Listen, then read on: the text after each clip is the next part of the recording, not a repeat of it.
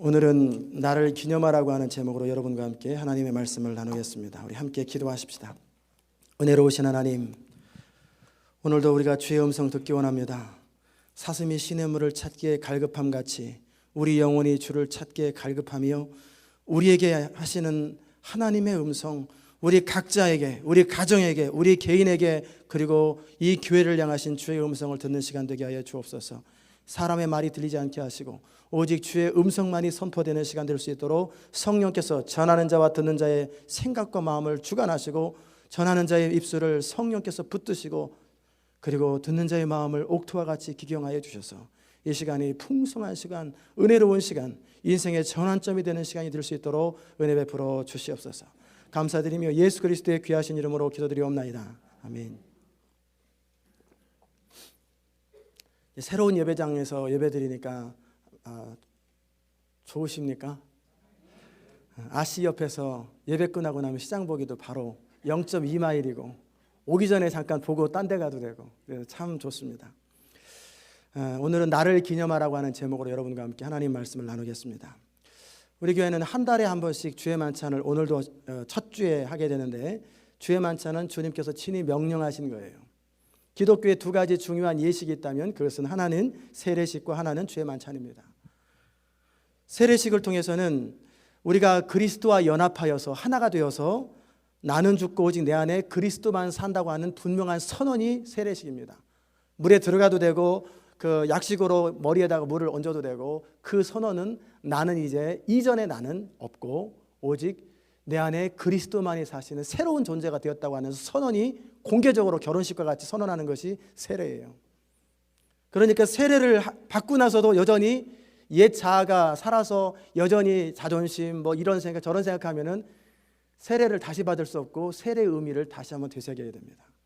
그 다음에 주의 만찬은 뭐냐면 하나님께서 우리를 얼마나 사랑하셨는지를 확인하는 시간이요, 또 그리스도께서 우리를 구원하시기 위해서 치르신 대가가 무엇인지를 묵상하는 시간이요, 우리가 그런 사랑과 희생을 통해서 구원받았음을 깨달아 어떻게 살 것인가를 결단하고 다짐하는 시간이 주의 만찬 시간입니다. 그러므로 이 뜻을 깨달아 분명한 자세로 주의 만찬을 참여하면 굉장한 은혜가 있어요. 반면에 이런 의미를 깨닫지 못하고 주의 만찬에 참여하면 도리어 해가 된다는 것입니다. 그러기에 사도 바울은 자기를 살펴보고 충분히 돌아본 다음에 이 떡과 잔에 참여해야 된다. 그렇지 않으면 자기 죄를 먹고 마시는 것이요, 그리스도의 십자가를 업신여기기 때문에 그의 영혼이 점점 말라갑니다. 차라리 주의 만찬에 참여 안 하는 것보다 못해요. 기독교 역사상 주의 만찬을 통해서 성만찬을 저는 주의 만찬으로 부릅니다.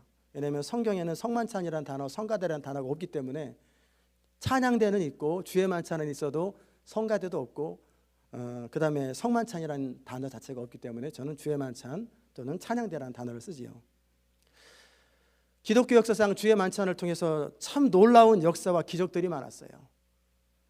이런 기적과 역사하심은 예식 자체에 있는 것이 아니라 이 예식에 참여하는 사람의 마음가짐에 따라서 엄청난 은혜와 기적들이 나타납니다.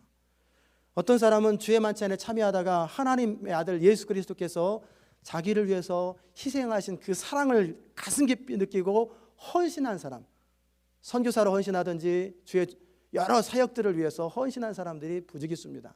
헤아릴 수 없어요. 그리고 주의 만찬을 통해서 결단하고 이전과 이후가 완전히 달라진 사람들이 너무나 많습니다. 그리고 또 어떤 사람들은 하나님께서 예수 그리스도로 말미암아 죽어주신 것을 생각하면서 십자가의 의미를 되새기면서 주의 만찬에 참여하다가, 다시 말하면 십자가의 의미라는 것은 모든 인류의 죄의 대가를 지불하셨기 때문에 더 이상 죄의 결과는 사망인데 사망이 없는 거예요. 사망이 우리를 다스리지 못하는 거예요. 그렇기 때문에 죄의 결과로 나타나는 일들이 뭐냐면 인생의 모든 불행들, 그 다음에 질병과 이런 아픔들이 아담의 범죄 이후로 인간에게 생겼잖아요. 이것에 대해서 해방을 선포하면서 그리고 믿음을 가지고 참여하다가 소경이 실제 눈을 뜨고 안진뱅이가 일어나고 불치병들이 막 치료되는 역사들은 기독교 역사상에 수없이 많습니다.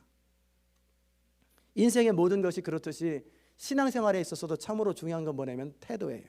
어떤 자세를 가지고 예배에 참여하고 주의 만찬에 임하느냐. 하나님의 말씀을 받는 태도, 하나님의 말씀이 선포되어도 듣는 사람의 마음이 준비되어 있지 않으면 많은 다른 사람들은 그 말씀을 통해서 인생이 바뀌고 결단하고 하나님 앞에 영광스럽게 쓰임받고 변화가 일어나는데, 그 사람은 여전히 변화되지 않은 채 늘 듣기만 하여 자기를 속이는 자가 되고 시간만 낭비하는 사람으로, 예배 시간에 차라리 놀러 갔으면 좋을 뻔했을 그런 일들이 많이 있을 수 있어요. 그러기에 하나님의 말씀을 대할 때는 우리의 자세는 어떻게 해야 되냐면 두 가지입니다. 따라서 해봅시다. 겸손, 복종. 하나님의 말씀이 선포될 때는 두 가지 자세가 반드시 있어야 됩니다. 일단은 주의 종이 듣겠습니다라고 하는 겸손한 자세와, 그리고 말씀이 내 마음에 부딪히면 그대로 순종하고 복종하는 것. 하나님의 말씀이 선포될 때 이것을 판단하고 내 나름대로 평가하고 정리한다는 것은 있을 수가 없는 일이에요. 하나님의 말씀이 선포될 때는 겸손과 복종이 있을 것이죠. 반면에 주의 종이 말씀을 선포할 때도 자기 임의로 자기 생각을 전하면은 하나님 앞에 더 많이 혼납니다. 왜냐하면 마땅히 선생되지 말라, 선생들이 더 많이 심판받는다고 되어 있거든요. 그런데 하나님의 말씀을 선포하는 설교자는 어떤 자세에 되냐면 메신저예요. 메신저는 돌쇠야 가서 저 사람에게 이렇게 말해라 그러면 그 말을 그대로 가서 전달하는 게 메신저예요. 가다가 설렁탕 좀 사와라 그랬는데 난 설렁탕보다는 떡볶이가 좋아. 그래서 떡볶이로 바꿔서 사오면은 이건 메신저가 아니죠. 하나님이 이 교회, 이 주일 예배 가운데 선포하기 원하는 그 메시지를 정확하게 전달하고 정확하게 받는 것, 이게 메신저의 첫 번째 사명이에요. 그러지 못할 때는 성령이 역사 안 합니다. 그냥 좋은 얘기, 우리 목사님 말 참 잘해, 그리고 말씀 참 잘해, 거기까지예요. 그러나 성령께서 우리에게 전달하고자 하는 메시지를 전할 때는 각 사람의 심령을 터치하고 때로는 위로도 되고 때로는 아프기도 하고 여러분의 구체적인 삶의 자리를 터치하게 됩니다. 그러기에 설교자가 해야 될 일은 그 하나님의 말씀을 받기 위하여 겸손함과 복종함을 가지고 항복하는 자세로 있는 거예요. 사람의 말은 별로 능력이 없어요. 그러나 그 말 속에 성령이 함께하면 그 말은 말씀으로 바뀝니다. 이 기록된 하나님의 말씀과 동시에 선포된 하나님의 말씀이 동일하게 성령의 감동이 있을 때는 사람을 살리는 창조 역사가 일어납니다. 그러게 오늘도 선포되는 여러분의 메시지를 성령의 감동으로 전하고 받게 되면은 천지창조가 일어났던 그 하나님의 역사들이 여러분 가운데 일어나요. 바라기는 여러분이 말씀을 듣는 가운데 감동이 오고 믿음이 올 적에 붙드세요. 여러분 마음속에 감동이 올 적에 왠지 환우들은 말씀이 선포되는 가운데 믿음이 생기면서 치료될 것 같은 믿음이 있을 때는 보이는 현상과 상관없이 아멘으로 맞고 믿어버리세요. 그러면 지금 당장 안 돼도 집에 걸어가는 중에 차 타고 가지요. 하루 이틀 있다가 어떤 역사가 일어날지 몰라요. 여러분에게 하나님께서 말씀을 선포하는 가운데 어떤 비전을 주시고 어떤 사업의 아이템을 주시고 그러면은 그걸 받아들이고 트라이해 보세요. 어떤 분은 말씀을 듣다가 성경을 연구하고 말씀을 듣다가 이런 일을 경험했대요. 창세기 출애굽기 3장인가 보니까 모세가 어렸을 적에 역청으로 바구니를 만들어서 나일강에 띄었다는 이야기를 딱 듣고 나서 이 사람은 관심이 딱 뭐에 갔냐면 하나님의 사랑과 섭리에 관심이 간 게 아니라 역청이면 석유인데 그럼 나일강에 석유가 있겠구나. 이 인사이트가 딱 오더래. 그래가지고 나일강을 뒤지는 거예요. 그래서 엄청난 재벌이 됐다는 거예요. 석유를 파가지고. 하나님은 각 사람마다 하나님의 말씀을 사모하는 자들에게 여러분이 사업의 아이템이라든지 뭐 기도의 제목이나 의사결정하는 거라든지 어떠한 거든지 여러분 기도의 제목과 문제들을 가지고 나왔을 거예요. 그런데 말씀이 선포되는 가운데 여러분 가슴을 터치하고 어떤 의사결정들이 다가올 거예요. 그건 제가 할 수 없는 거예요. 성령께서 각 사람 가운데 할 때 붙드세요. 붙드시면 엄청난 역사들이 하나님의 은혜 가운데 이루어지는 것입니다. 그러기에 하나님의 말씀을 전하는 자와 듣는 자의 자세가 서로 하나가 되고 성령의 감동이 이루어질 때는 엄청난 역사들이 막 예배 현장에서 일어나게 되는 거예요. 또 주의 만찬을 참여할 때 오늘도 하게 되지만 마음이 참으로 중요합니다. 이 주의 만찬을 통해서 주님과 하나됨을 경험하게 되고 그리고 이 하나됨을 통해서 주님을 기념하는 것을 충분히 누리는 그런 사람들이 있고 반면에 그렇지 못한 사람들이 있어요. 그렇다면 어떻게 우리가 주의 만찬에 참여하고 어떻게 주님께서 나를 기념하라고 말씀하셨는데 그 의미가 뭔지를 오늘 함께 여러분과 나누기 원합니다. 예수님께서 인간이 되셨다라고 하는 것, 그것은 어느 정도의 낮아짐이라고 여러분 보십니까? 예수님께서 인간이 되셨다.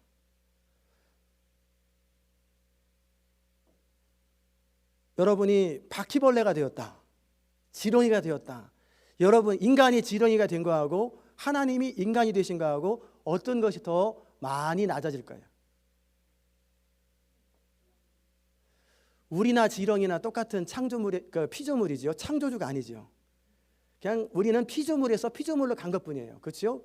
비록 사람이라 할지라도, 하나님의 형상을 닮은 사람이라 할지라도 우리는 피조물이에요. 피조물이 피조물로 가는 거예요. 그러나 창조주이신 하나님께서 인간이 되신 것은 우리가 지렁이가 되고 바퀴벌레가 된 것보다 더 엄청난 낮아짐이에요. 창조주가 피조물, 우리 인간의 모습을 띠고 이 땅에 오신 거예요. 한국에 잘 알려진 교회가 있는데, 그 교회는 그 목사님의 설교가 구수하기 때문에 거기에는 주로 엘리트들이 많이 가요. 군대 장군들이 많이 가고, 정부 고위 관직자들이 가고, 대학 교수들이 가고, 그런 아주 저명인사들이 많이 갑니다. 그런데 그때 파킹랏에서 파킹하는 사람들을 보면은 누군가 하면은 장군 복장을 입고 훈장을 차고 그렇게 하는 것이 아니라 평범한 옷을 입고 파킹을 하는 사람이 가세히 어서 많이 본 사람이다 보면 자기 부대의 장군이에요. 화장실을 청소하는 사람, 그리고 여러 교회 구석구석에 필요한 일을 감당하는 사람들은 바로 그런 사람들이 한다는 거예요. 아무도 알려지지 않은 채 평범한 옷을 입고, 평상시에 그 부대에서는 호령 한 번만 하면은 수천 명이 그냥 그대로 일사불란하게 움직이는 그런 장군인데, 하나님의 교회 와서는 아무도 알아보지 못하는 평범한 옷을 입고 그렇게 주차를 안내하고 화장실을 청소하고 구석구석을 쓸고 돌보는 거예요. 평상시에는 차 운전해주는 사람, 청소해주는 사람, 식사를 준비해주는 사람, 기타 말 한마디만 하면 모든 것이 착착 이루어지는 저명인사예요. 그런데 하나님의 교회 와서는 전혀 세상의 모습이 여기서 드러나지 않아요. 그래서 다윗이 했던 말이, 내가 궁궐에서 거하는 것보다 하나님의 전에서 문지기 역할을 하는 것이 나한테는 더 좋습니다. 이게 하나님을 경외하는 사람들의 태도예요. 이런 사람들의 모습을 보면 낮아짐이 뭔지를 우리가 알게 되는 거예요. 예수 그리스도께서 이 땅에 오셔서 인간이 되신 것은 그 장군이 파킹 정리를 하고 화장실을 청소하는 그 정도가 아니에요. 말구 위에서 태어나셨고, 창조주께서 사람들에게 조롱을 받으셨고, 죄인의 모습으로 십자가에 달려 죽으신 거예요. 우리가 주의 만찬에 참여할 때 이 주님의 겸손함을 본받아야 합니다. 그런데 이 겸손함은 내가 겸손하려고 노력한다고 겸손이 되는 거 아니에요. 좀 교회 가면은 좀 말도 좀 조심하고 겸손해야 되겠다라고 에티켓을 갖추고 매너는 있을지 몰라도 그 중심이, 하나님의 중심을 살피시는데 겸손은 노력으로 안 됩니다. 그의 중심이 바뀌어야 겸손이 자연스럽게 배어나오는 거지, 그 중심이 안 바뀐 상태에서는 괜히 겸손한 척만 하는 거지 실제 겸손은 안 되는 거예요. 그럼 어떤 사람이 겸손한 사람이 될 수 있을까? 내가 누구인지를 정확하게 알고 자신의 존재됨에 대해서 확신이 있는 사람은, 당당한 확신이 있는 사람은 겸손하게 되는 거예요. 그러나 스스로 자기 자신을 초라하다고 생각하고 내 자신이 그렇게 내세울 것이 없다고 생각하는 사람일 경우에는, 사람들이 누군가 나를 무시하면은 즉석에서 화가 나고 얼굴색이 빨개지고 막 그럽니다.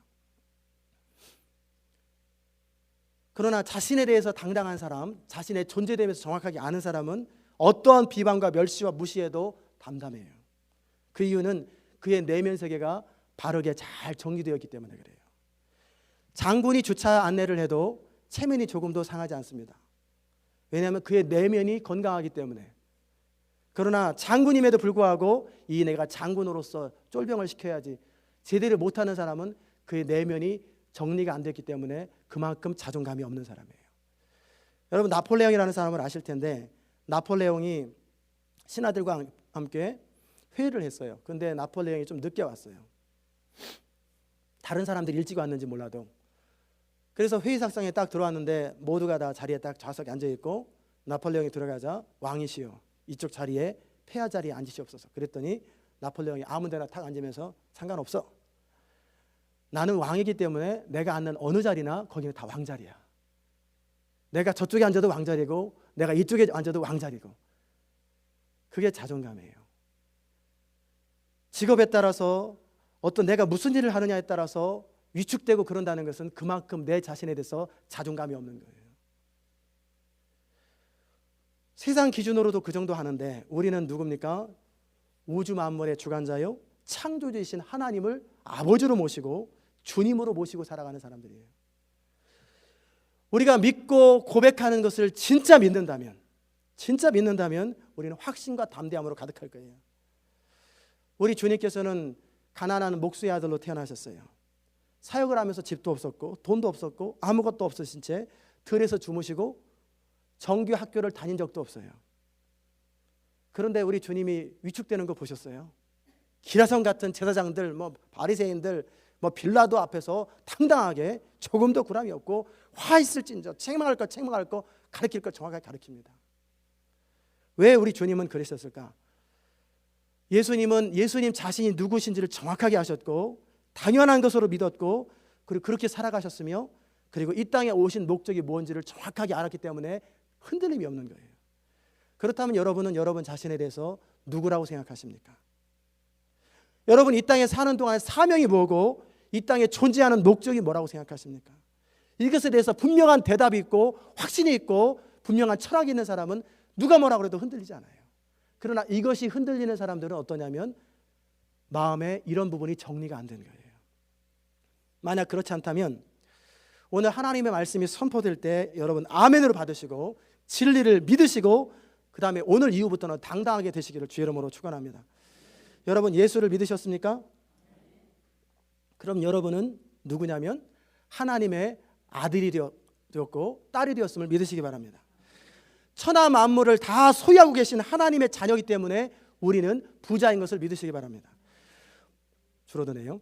모든 권세를 가지고 계신 하나님께서 여러분을 보호하시고 지키시고 책임지시고 인도하시는 것을 믿으시기 바랍니다. 여러분 하나님의 특별한 사랑을 받으셔서 구원받았기 때문에 여러분의 인생은 보장되어 있고 우리 죄는 다 사함받았고 그러므로 정결하고 깨끗한 백성으로 아름답고 거룩한 생애를 살아가야 하는 존재임을 믿으시기 바랍니다. 여러분이 이 땅에 사는 것은 우연히 존재하는 게 아니라 이 땅에 단지 먹고 살다가 죽는 그런 존재가 아니라 분명한 목적이 있는데 그 목적은 하나님의 나라와 영광을 위해서 이 땅에 보내졌고 이것을 위해서 그리스도로 말미암아 구원받으신 것을 믿으시기 바랍니다. 그러면 여러분과 저는 살든지 죽든지 하나님의 나라와 영광을 위해서만 살아야 하는 것, 이것이 가장 최고의 인생이 되는 비결이요 가장 잘 사는 길임을 믿으시기 바랍니다. 우리의 가치는 천하 만물보다 소중합니다. 사람들이 여러분과 저에게 무슨 말을 하든지 신경 쓰지 마세요. 우리는 존귀한 사람이요 만물보다 귀중한 사람인 것을 여러분이 확신을 가지시기 바랍니다. 천사조차도 우리를 시중합니다. 우리가 이 예배 현장에서 천사가 함께합니다. 이유는 뭐냐면 우리 예배를 돕고 우리와 함께 하나님을 경배하기 위해서. 회중들이 성도들이 드리는 예배 가운데 천사들이 보이진 않지만 함께 참여하면서 함께 하나님을 경배하는 거예요. 또 우리에게는 예수 이름의 권세를 하나님이 주셨는데 그 권세를 정확하게 사용할 줄 알면 십자가를 지는 것 빼고는 이 땅에서 예수님보다 더 위대하고 큰 일을 할 수 있다. 위대하다는 표현이 좀 그러네요. 하여튼 더 큰 일을 할 수 있다고 하는 사실 여러분이 믿으시기 바랍니다. 성령께서 우리와 함께 하시기 때문에 우리가 지혜가 부족하고 도움이 필요할 때마다 그때마다 하나님께 엎드려 요청하면 하나님은 기쁨으로 우리를 지혜롭게 하시고 우리를 모든 어려움에서 건져주시는 것을 믿으시기 바랍니다. 우리의 미래는 확실하게 보장되어 있고 우리가 순종만 잘하고 살아가면 우리의 인생은 지금보다 1000배나 더 영향력 있는 인생이 된다고 성경은 말씀하고 있어요. 너희 작은 자가 1000을 당하고 1000명보다 낫다는 거예요. 너희 큰 자는 10,000명보다 낫다. 그죠? 빨리 끄세요. 셀폰. 가만히 계시지 말고. 여러분이 이 사실을 분명하게 받아들이고 확신하고 믿는다면 여러분의 인생은 당당할 수 있어요. 이런 당당함이 있는 사람만이 겸손할 수 있는 거예요. 이런 당당함이 없는 사람은 겸손할 수 없어요. 키 큰 사람이 언더스탠드 하는 거예요. 그죠? 키 작은 사람 수준에 맞추는 것은 키 큰 사람이 작은 사람 수준에 맞추는 거예요. 그리고 높은 사람이 낮아지는 거지 낮은 사람은 원래 낮기 때문에 낮아질 게 없어요. 그렇기 때문에 이런 당당함과 확신이 있는 사람들만이 겸손할 수 있는 거예요. 이런 사람은 자기 부인이 뭔지를 정확하게 압니다. 여러분 가운데 많은 분들이 그런 생각하실 거예요. 자기 부인이라고, 사람이 자기를 부인하지 않으면 주를 따를 수 없다고 할 때 이거에 대한 개념에 대한 또는 느낌을 뭐라고 생각하냐면 참고 견디는 것. 주님께서도 나를 위해서 그렇게 사랑하셨고 십자가를 지셨는데 내가 이런 거 못 참아. 참고 견딜 수 있어. 나는 또 참을 수 있어. 참을 수. 벙어리 3년, 귀머거리 3년, 뭐 안 보는 거로 3년, 시집살이 하는 느낌으로 자기 부인을 생각하는 사람이 있어요. 그것은 진정 자기 부인이 아닙니다. 그런 이런 사람들은 자기 부인을 한다고 해도 어느 순간에 폭발해 버려요. 내가 참을 만큼 참았는데 하면서 확 화를 내버린. 이건 자기 부인이 아니에요. 자기 부인이라는 말은 뭐냐면 내가 누구인지를 정확하게 알고 이전과 이후가 다르게 살아가는 것, 그게 자기 부인이에요. 하나님의 백성으로 여러분에게 이미 엄청난 특권을 말씀해 주셨고 여러분이 확신된다면 자기 부인은 저절로 되는 거예요. 여러분을 향한 하나님의 사랑이 분명하고 목적이 분명한데 굳이 내가 내 나름대로 계획해오고 내 나름대로 야망을 가질 필요 뭐 있어요? 하나님이 우리를 향한 목적과 계획이 너무나 분명하고 그분 우리를 사랑하시는데 그분에게 맡겨드리는 건 이게 자기 부인이에요. 하나님께서 우리에게 엄청난 사랑과 특권과 능력을 주셨는데 사람들이 뭐라고 말하고 또 좀 무시한들 기분 나쁠 필요 하나도 없어요. 잠깐 기분 나쁘다 마는 거예요. 그러나 그것 때문에 넘어지는 것은 자기 부인의 개념조차 모르는 거예요. 좀 더 비유가 정확할지 모르겠지만 어느 거지로 살던 사람이 있었어요. 이 사람은 비록 거지이지만 거지 사회에서 자존심을 지키기로 유명한 사람이에요. 이 사람의 자존심은 뭐냐면 나는 비록 거지이지만 밥을 얻어먹을 적에 던져주는 밥은 안 먹는다. 그리고 제대로 갖다 주는 밥, 제대로 퍼주는 밥만 먹지 던져주는 밥은 발로 차고 나는 이런 거 안 먹어. 그게 이 사람의 자존심이에요. 거지 사회 속에서는 야, 참 대단하다. 그런데도 이 사람은 그 자존심을 계속 굽히지 않는 거예요. 그런데 이 사람이 어떤 사람을 만났어요. 그래서 그 사람을 만나가지고 회사에 취직을 했고 거기서 시간이 지나가면서 중역의 자리를 차지했어요. 처음에 일이 적응이 되지 않아가지고 막 헤매고 어려움을 겪었지만 서서히 일을 잘 감당하다 보니까 사장도 이 사람을 믿어가지고 이 사람을 가장 중요한 위치에 세워놨어요. 그럼 이 사람에게 있어서 자기 부인은 뭡니까? 이 사람에게서 자기 부인은 뭐냐면 사장님이 뭐라고 해도 참는 것, 이게 아니에요. 이전에 내가 거지로 살던 삶의 패턴과 거지 근성과 나는 던져주는 밥을 안 먹어, 이 정도 수준을 버리는 거예요. 이전에 살아왔던 삶의 방식을 바꾸고 이전에 옳다고 믿었던 어쩔 수 없다고 생각했던 그런 부정적인 생각을 내려버리고 이제는 중역으로서의 삶의 자리를 잘 살아가는 것, 이게 자기 부인이에요. 이전엔 밥을 던져주면 기분이 나빴어요. 그래서 하루 종일 굶더라도 나는 던져주는 밥을 안 먹어. 이게 이 사람의 자존심이었다면 이제 그런 거 던져주든 이렇게 주든 아무런 관심이 없어요. 이걸 뭐라고 하냐면 자기 부인이라고 하는 거예요. 마찬가지로 진정한 그리스도인의 자기 부인은 삶의 변화에 적응하는 거예요. 하나님의 아들과 딸로서 자존심을 지키고 살아가고 그렇게 품위 있게 살아가는 것, 그것이 하나님의 사람으로서 자기 부인하는 거예요.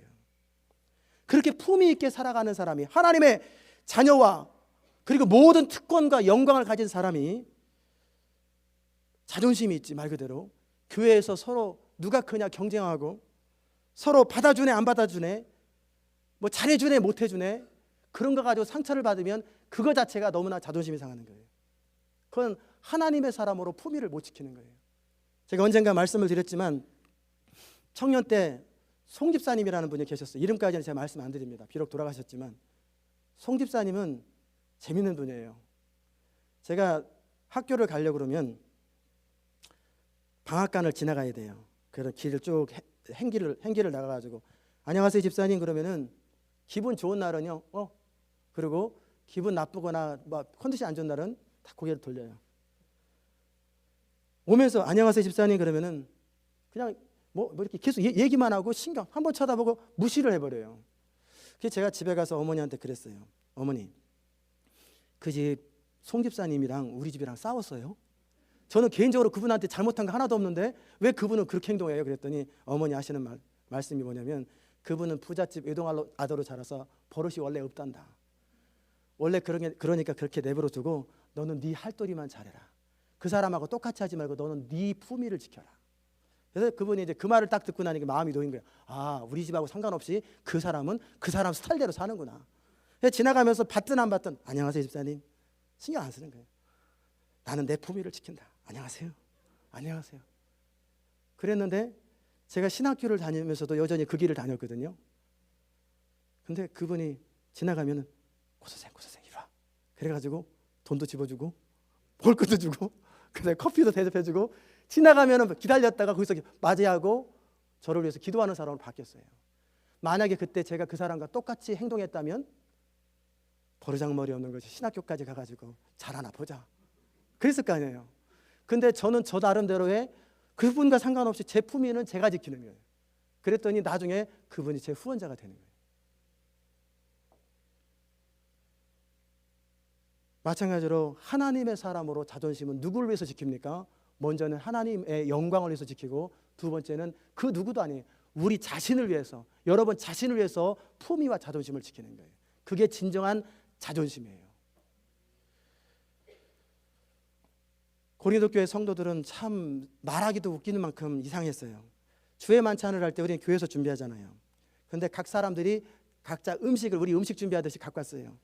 그런데 이제 우리 돌아가면서 음식을 준비하잖아요. 그런데 음식을 갖고 가지고 어떻게 하냐면 각자 모두가 갖고 오거든요. 그래서 자기 음식은 따로 모아놓고 다른 사람 못 먹게 하는 거예요. 그러니까 부자들은 부자들끼리 모여가지고 맛있는 음식 먹고 아주 배부르게 먹고, 가난한 사람은 가난한 대로 먹고, 없는 사람 물 한 잔 마시고 눈치 보다가 안 주니까 그냥 가는 거예요. 그러면서 교회가 그냥, 그래서 어떤 사람은 주회 만찬 할 때 포도주스를 잔뜩 마셔가지고 술 취해가지고 누워있는 사람이 있고, 어떤 사람 먹으려니까 못 먹은 사람이 있고. 그러다 보니까 어렸을 때 그 생각이 나네요. 저희 할머니 다니시는 교회가 그리스도 교회였는데, 운산 그리스도 교회. 근데 거기는 주회 만찬을 매주 해요. 그런데 떡을 뭐로 하냐면 부침개로 해요. 그러니까 제가 어렸을 때 모르니까 거기는 누구나 참여시키더라고요. 그래서 어떻게 했냐면 부침개를 오면은 저는 배고프면은 배고픈 날은 반을 뜯어가지고 그걸 계속 먹고 있는 거예요. 그래서 배부른 날은 조금만 띄어서 먹고, 이런 스타일대로 하다 보니까 고린도 교회가 이거 완전히 배고픈 사람, 배부른 사람 막 나뉘는 거예요. 가난한 사람, 부자가 막 나뉘는 거예요. 그럴 때 사도 바울이 뭐라고 그랬냐면, 하나님의 교회를 그렇게 업신여기냐? 배고프면 집에 가서 먹지 굳이 교회에서 더 먹네 덜 먹네 있네 없네, 그게 뭐 하는 행동이냐? 아무런 생각이 없고 개념이 없이 신앙생활을 하기 때문에 주의 만찬이 뭔지조차를 모르는 거예요. 그러다 보니까 죄에 죄를 더하는 거예요. 여러분이 주의 만찬을 하다가 계속 나오겠지만, 중요한 것은 뭐냐면, 내가 하나님과의 관계가 바르지 않은 상태에서 주의 만찬에 참여하잖아요. 그러면 죄에 죄를 더합니다. 하나님과의 관계 속에서 바르지 못하면, 여러분이 누군가 용서하지 못한 사람이 있어요. 그러면 주의 만찬 하기 전에 용서를 선포하세요. 그렇지 않으면 여러분은 주의 만찬을 하면서 오히려 죄에 죄를 더하는 거예요. 하나님 뭐라고 말씀하셨냐면, 너희가 중심으로 형제를 용서하지 아니하면 하늘에 계신 너희 아버지도 용서하지 아니리라. 마음에서 우리를 누군가 미워하는 사람이 있고 용서하지 않은 사람이 있는 상태에서는 축복이 없어요. 그러면 인생이 하나님의 도움이 없습니다. 그렇기 때문에 하나님은 우리 자신을 위해서 용서하라는 거예요. 더더욱이 주의 만찬에 참여하면서 이런 관계의 문제가 해결되지 않았다면 어떤 일이 생깁니까? 죄에 죄를 더 쌓는 거예요. 또 하나의 문제는, 고린도 교회의 문제는 뭐였냐면, 여자분들이 수건을 두르고 너울을 쓰는 것을 그 당시 문화로 여기고 교회에서 그렇게 했어요. 여자로서 정숙함과 경건함과 순종을 상징하는 문화였기 때문에 그렇게 했어요. 그런데 교회 안에서 너울을 벗고 이래저래 활동하는 걸 바라보면서 사도 바울이 책망하는 거예요. 머리에 수건 쓰신 분 아무도 없잖아요. 다 책망의 대상인데 그때 문화하고 지금 문화하고는 다르지요. 그 당시 문화는 뭐냐면, 머리에 수건이나 너울을 쓰는 것은 존귀함의 표시요, 그리고 정숙함의 표시요, 그리고 하나님 앞에나 남편 앞에 내가 순종한다라고 하는 표시로 머리를 쓴 거예요. 그런데 이것을 벗는 사람들은 누구냐면, 사창가에 있는 여자들은 주로 머리에 아무것도 안 쓰고 그냥 막 다니는 거예요. 그런 문화 속에서 이런 얘기가 나오는 거예요. 이것을 우리 스타일대로 적응하면 어떻게 하냐면 여자분들은 여자분으로서 교회에서나 가정에서 품위를 지키는 거예요. 정절과 순종함과 그리고 남편을 대하는 그 예의, 그런 부분에 있어서 품위를 지키는, 그거 잘하는 게 품위예요. 남자가 여자를 위해서 지음받은 것이 아니라 여자가 남자를 위해서 지음받았기 때문에 집에서 남자를 주관하고 남편을 이리저리 흔드는 것은 성서적이지 못해요. 그런 가정치고 행복한 가정이 거의 없습니다. 그렇다고 남자가 여자를 함부로 해도 되느냐? 남자는 남자로서의 품위와 예의를 갖추는 거예요. 그렇기 때문에 모두가 하나님으로부터 나왔기 때문에 남자는 남자로서, 여자는 여자로서, 남편은 남편으로서, 아내는 아내로서 각자 자신의 품위를 서로 지키는 거예요. 그럴 때 하나님의 영광이 드러나고 하나님의 교회가 아름다워진다는 거예요. 우리가 정말 생각할 것은 뭐냐면 우리는 세상에 속한 사람 아니에요. 이 땅에 속한 사람이 아니에요. 하나님의 백성으로서 그렇게 생각하고 그렇게 말하고 그렇게 자신에게 품위를 지키는 거예요. 우리 주님은 한 걸음 더 나가서 인간의 모습으로 이 땅에 오셔서 모든 인류를 위해서 자신을 내어주셨고 희생하셨고 십자가에서 죽으셨어요. 그래서 6월절 만찬에서 우리 주님은 제자들에게 이렇게 말씀하셨어요. 잡히시던 날 밤에 떡을 가지사 축사하시고 제자들에게 주시면서 이것은 너희를 위하는 내 몸이니 이것을 행하여 나를 기념하라. 그리고 식후에 잔을 가지시고 말씀하시되 이 잔은 내 피로 세운 새 언약이니 이것을 행하여 나를 기념하라. 뭘 기념합니까? 이걸 하나의 세레모니 형태로 계속해서 교회인 것을 드러나기 위해서 하는 것이 아니에요. 우리 주님의 사랑과 희생을 기념하고 동시에 우리도 주님처럼 똑같이 그렇게 분명하게 동일하게 살겠다라고 하는 결심을 선포하는 것이 주의 만찬이에요. 우리가 주의 만찬을 대하면서 가져야 될 마음가짐은 뭐냐면 이전의 나, 예수 믿기 전에 나와 이제 이후의 나가 다르다는 거예요. 이제 우리는 이전의 내 모습은 다 사라졌고 뭐만 남았냐면 오직 예수 믿는 나만이 남아있고 이제는 오직 하나님의 나라와 영광만을 위해서 살아가는 것이 남아있는 거예요. 이전에는 내 욕심과 내 야망을 따라 살아갔지만 이제 세례를 받고 주의 만찬에 참여할 적에는 분명한 삶의 방향이 정확해야 돼요. 그렇지 않은 상태에서 별 생각 없이 먹으면 이것이 아무런 의미가 없고 오히려 분별하지 못하기 때문에 주의 죄를 더 닫는 거예요. 군인이 군대 와서 자꾸 집 생각하고 집에 갈 생각하면 그 군인 아니잖아요. 탈영이 나지. 그런데 마찬가지로 그리스도인이 되어서 옛날 방식대로 계속 살려고 애쓰고 옛날 걸 그리워하면 이 사람은 크리스찬일지는 몰라도 그리스도인으로서의 품위를 이미 상실해버린 거예요. 우리는 하나님의 사람으로서 품위를 지켜야 합니다. 작은 집에 산다고 품위가 떨어지는 거 아니에요. 작은 차를 탄다고 품위가 떨어지는 게 아니에요. 하나님의 사람으로 자존심과 명예를 잃어버릴 때 그 사람은 품위가 떨어지고 하나님의 나라와 영광을 위해서 살겠다고 하는 인생의 목적이 놓쳐버릴 때 품위가 떨어지는 거예요. 누가 우리를 알아주지 않는다고 무시한다고 기분 상할 것이 아니라 오히려 알아주지 않는 그 사람을 불쌍히 여기고 우리가 할 수 있는 일만 알아서 착착착 하는 것, 이게 하나님의 백성으로 자기 품위를 지키는 거예요. 아멘입니까? 여러분은 그리스도께서 핏값 주고 사신 존재예요. 그래서 하나님의 아들과 딸이 되었어요. 이 사실을 놓치지 마세요. 그래야 우리가 우리 자신만의 삶을 살아갈 수 있어요. 하나님의 목적을 놓쳐버리는 순간에 우리는 엉뚱한 길로 걸어갑니다. 그러기에 매 월마다 주의 만찬에 참여할 적에 이전에 나 자신에 대해서 이미 세례 때 그랬겠지만 다시 한번 사망 선고를 내리고 새로운 나로서 뉴미로서 새로운 나로서 살아갈 때 세상과 나는 가는 것 없고 구속한 주만 보이도다. 이 결단을 가지고 이 주의 만찬에 참여할 때 성령께서 여러분의 삶 가운데 역사하시는 거예요. 떡과 잔에 참여할 때, 즉 주의 몸과 피에 참여할 때 우리는 하나님의 사람으로 어떤 존재인지 어떻게 살아야 되는지를 생각하고 참여하는 거예요. 이제는 죄와 사망의 법에서 벗어나서 오직 하나님의 통치만이 있는 성령의 능력을 따라서 하나님의 영광을 위해서만 내가 살기로 결단합니다 라고 하는 선언을 가지고 앞에 나오는 거예요. 여러분 가운데 혹시라도 해결되지 않은 문제가 있으면 남들 나간다고 더불어 나오지 마세요. 왜? 죄를 싸서 영혼이 말라가요. 자꾸 그런 스타일대로 주의 만찬을 계속 참여하잖아요. 하나님과 해결되지 않은 상태 주의 만찬을 계속 참여하면 점점 영적으로 잘못돼 갑니다. 그러기에 주의 만찬은 심각하게 생각하고 분명한 결단과 태도를 바꾼 상태에서 주의 만찬에 참여하는 거예요. 저는 오늘 말씀을 들으신 여러분과 제 자신이 그리스도를 기념하는 인생, 또 다르게 표현하면 인생이 기념비적인 인생을 살았으면 좋겠어요. 세상 사람들이 뭐라고 말하든 인정하든 말든 신경 쓰지 말고 하나님의 인정을 받으면서 살아가세요. 노아는 세상 사람들에게 조롱을 받았지만 그 사람은 하나님께 인정받았어요.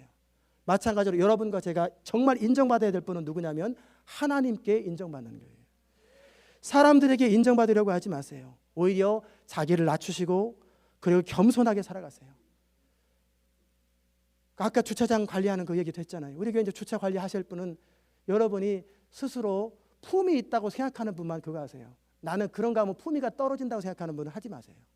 화장실을 청소하고 그 다음에 이것저것 하는 분은 나는 항상 내 품위를 내 스스로 지킨다라고 생각하는 분은 그 일을 당당하게 할 수 있는 거예요. 그런 연세가 드셨어도 어려서도 상관없어요. 그러나 나는 애들 시켜 쓰레기통 이렇게 밀고 다니는 거 있잖아요. 그건 유스 애들 시켜. 그러면 그만큼 자존감이 없는 거예요. 그것 때문에 내 품위가 상실된다고 생각하는 그 사람의 사고방식이 그의 품위를 떨어뜨리는 거예요. 하나님께만 인정받으시려고 애쓰면 어느덧 사람들에게는 저절로 인정을 받게 되는 거예요. 그 다음에 여러분이 마무리하면서 지금 고민하는 것이 있는데 그 고민이 하나님의 영광을 위한 고민이라면 계속 고민하세요. 그러나 하나님의 영광을 위한 고민이 아니라면 그만하세요. 여러분이 지금 마음이 상해 있다면 그것이 하나님의 영광을 위해서 도움이 된 거라면 계속 마음이 상한 채로 계속 있으세요. 왜냐하면 애통하는 마음, 그 탄식하는 마음이 있을 때 경건에 유익이 되거든요. 그렇지 않으면 회개에 이르는 구원에 이르는 근심이 아닌 근심은 다 세상 근심이요 마귀로부터 오는 거예요. 그래서 사도 바울과 같이 살든지 죽든지 내 몸에서 그리스도만 존귀케 되는 그런 인생을 내가 살겠다라고 하는 고백이 여러분 마음속에 있기를 바랍니다. 그래서 마지막에 여러분이 인생을 마무리하고 하나님 앞에 서기 전에 자손들한테 나는 후회 없이 살았다. 나는 잘 살다 간다. 이게 성공한 인생이에요. 그리고 하나님 앞에 쓰임받으면서 마지막 마무리까지 다하는 인생, 그게 하나님 앞에 성공한 인생입니다. 오늘 말씀 들으신 여러분들은 그런 존귀한 인생 되시기를 주의 이름으로 축원합니다. 기도하십시다. 하나님 아버지 감사합니다. 우리를 사랑하시는 하나님의 사랑을 인하여 오늘도 주의 만찬이 무엇인지, 하나님의 교회 안에서 우리에게 허락하신 것이 무엇인지, 예수 그리스도 안에서 하나님께서 우리에게 베푸신 은혜의 풍성함이 무엇인지 저희로 깨닫게 하시고 알게 하시니 감사합니다. 하나님, 이제 누가 알아주든 알아주지 않든 하나님의 사람으로 내 품위는 내가 지키고 내 자존심은 내가 지킬 수 있도록 은혜 베풀어 주옵소서. 어찌하든지 살든지 죽든지 우리를 통해서 그리스도만이 존귀케 되는 그런 인생 되게 하여 주시옵소서. 감사드리며 예수 그리스도의 귀하신 이름으로 기도드리옵나이다. 아멘. 잘 일어나셔서 찬송가 135장을 찬송하십시다. 우리 주님의 십자가를 생각하시면서 우리 함께 찬송하시겠습니다.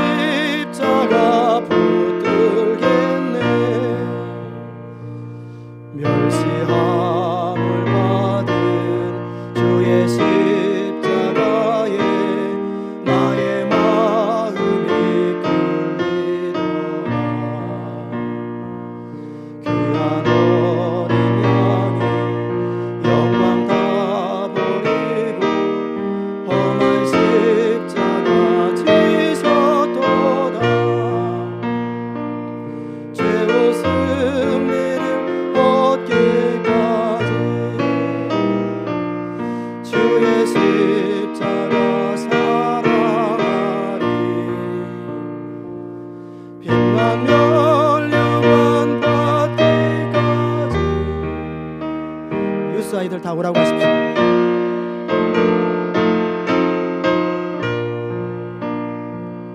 험한 십자가에 주가 흘린 피를 믿는 마음으로 바라보니 나를 용서하고 내 사실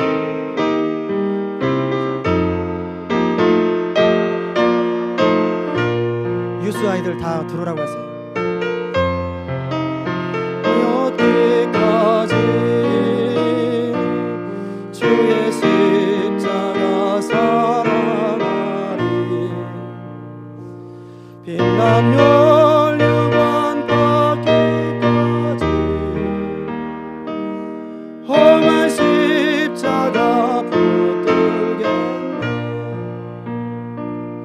주가